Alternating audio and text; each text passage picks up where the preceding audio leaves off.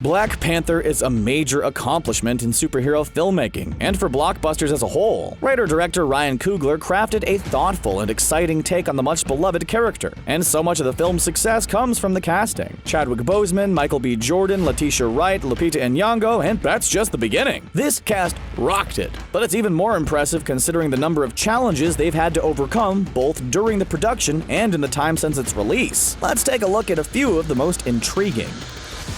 Learning the language. It's hard enough learning a language that exists. Can you imagine learning one that doesn't? The actors had to face this exact challenge when jumping on board for Black Panther's production. Beyond learning how to speak Wakandan, the cast played a major part in developing a new accent to represent the city's unique culture. These actors put hours and hours into developing these details, working with dialogue coaches to perform each little quirk to ensure it was as believable as possible. Sterling K. Brown might have had it the toughest. Though his part as Njobu was small, it is one of the film's most important roles. Brown had no idea the Wakandan people had a specific language or accent until the day he'd arrived on set to film his scenes. When speaking with Variety, he explained, "At the time of shooting, we were also shooting the Memphis episode of This Is Us, so I was going back and forth from one heavy thing to another. No one had necessarily communicated to me that there was a specific accent that we were going for until I showed up on set. I had worked on this whole other thing."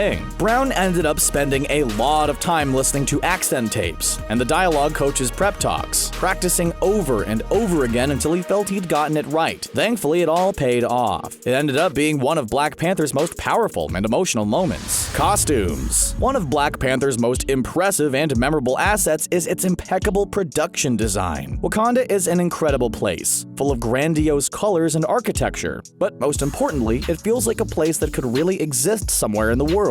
Director Ryan Coogler and his team did an amazing job crafting the world of Wakanda, allowing audiences to fully believe in and invest in this fantastical setting. But beyond the set design, an integral component for making you believe in a world are the costumes and the makeup design. Two-time Oscar nominee Ruth E. Carter and Oscar-winning makeup designer Joel Harlow had their work cut out for them, and they managed to pull it off in spades. Inspired by Coogler's direction, they kept things grounded in African tradition as much as possible, while adding the obligatory larger-than-life sensibilities of the Marvel Cinematic Universe. While it all pays off when you see it on screen, it's not difficult to imagine some of the actors had a tough time working within the limits of their outfits. Chadwick Boseman, who played the King of Wakanda himself, T'Challa, admitted he tried to get his mask off as often as possible because he couldn't see well, especially during fight scenes. You can also see without any doubt how much Michael B. Jordan had to go through when it came to his Killmonger makeup. Joel Harlow admitted applying it was a painstaking process. Not only that, but it made Jordan's fight scenes difficult because of the standard wear and tear. Giant budget. It's safe to say Marvel's decision to hire Ryan Coogler as Black Panther's director paid off tremendously. But prior to Black Panther, Coogler had only done 2 features, Fruitvale Station and Creed. Creed ended up being enough of a hit for Marvel to feel comfortable handing Coogler the reins. But there's no question this was the biggest project he'd ever handled up to this point in his career. The same can be said of many of these actors too. While some were well known thanks to their work in excellent films, most of those films' budgets were modest at best, never exceeding $100 million. Andy Serkis and Martin Freeman are the obvious exceptions considering their status as...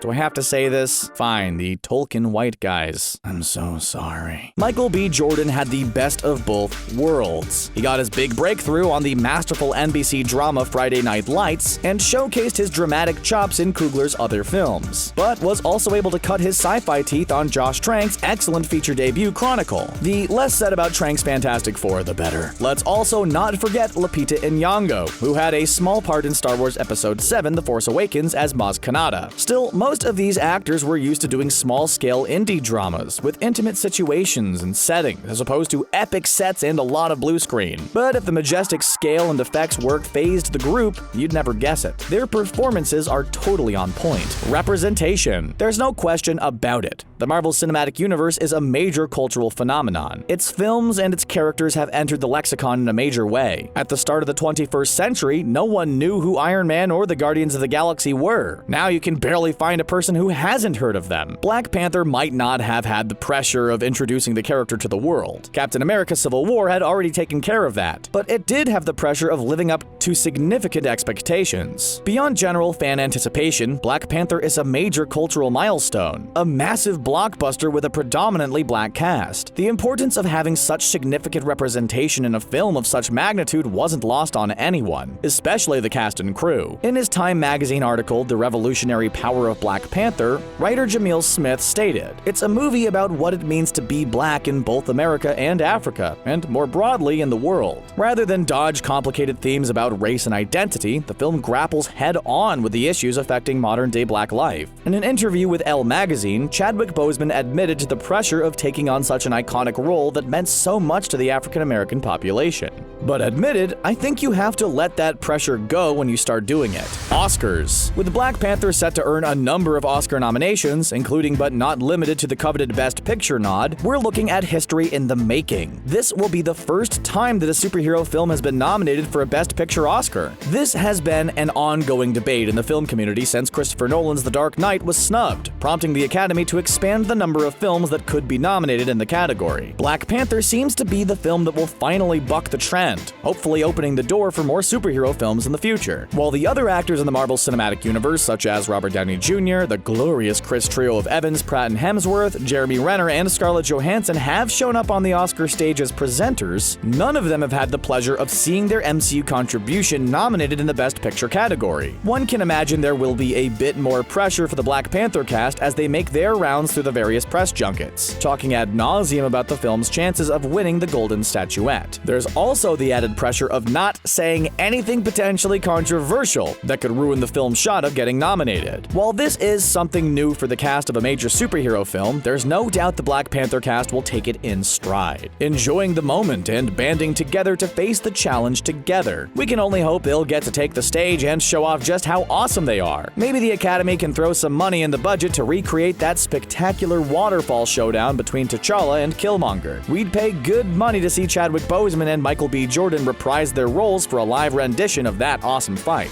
Backlash. As with any film that receives overwhelming and enthusiastic praise, enormous box office receipts and Oscar buzz, there's always the inevitable backlash waiting in the rafters to ruin all the fun. As of the writing of this video, Black Panther is still resting comfortably with a Rotten Tomatoes score of 97%. It's one of the highest acclaimed superhero films of all time, if not the highest, and the highest rated film in the Marvel Cinematic Universe. Whether or not Black Panther is actually the best superhero film ever made, there's no question it's had quite the impact. But that hasn't stopped many fans from turning a more critical eye on the film, especially when compared with the other entries in the MCU. Seriously, can you think of another great MCU film that has gotten such a backlash? Guardians of the Galaxy?